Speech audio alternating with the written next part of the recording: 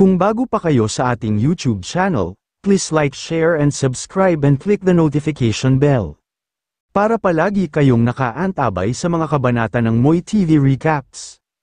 Natamba si Don Gustavo sa gitna ng kalsada, agad siyang tinulungan ni Marites na laking gulat nang makilala kung sino ang tinulungan niya, si Mayor pala mismo. Nagpasalamat naman si Don Gustavo sa ginawa ni Marites.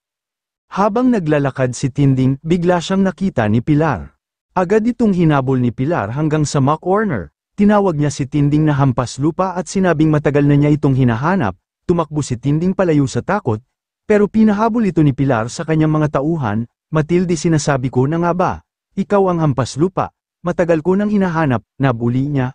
Nahuli ng mga tauhan ni Pilar si Tinding, pilit itong pumiglas, pero hindi kinaya ang lakas ng mga humawak sa kanya. Wala siyang nagawa, kundi ang sumama. Isa niyo, pumunta.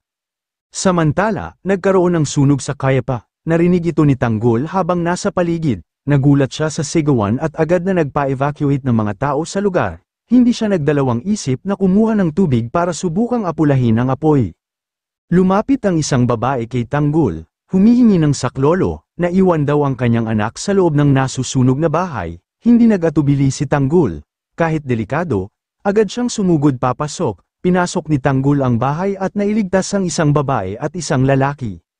Maingat niya itong inilabas habang unti-unting lumalaki ang apoy. Makikita ang totoo, ang malasakit ni Tanggol sa kapwa. Isa pang babae ang humingi ng tulong. Mas malala ang sitwasyon dahil halos lamunin na ng apoy ang buong bahay.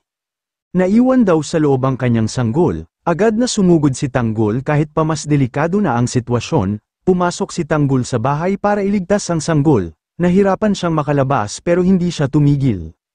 Sa kabila ng panganib, nagbuwis siya ng buhay at nailigtas ang bata. Hindi siya nagdalawang isip tumulong, kahit kapalit nito ang sarili niyang kaligtasan. Sa kabila ng panganib, muling pinatunayan ni Tanggol ang kanyang tunay na layunin ang magsilbi at tumulong sa kapwa, hindi lang sa salita kundi sa gawa.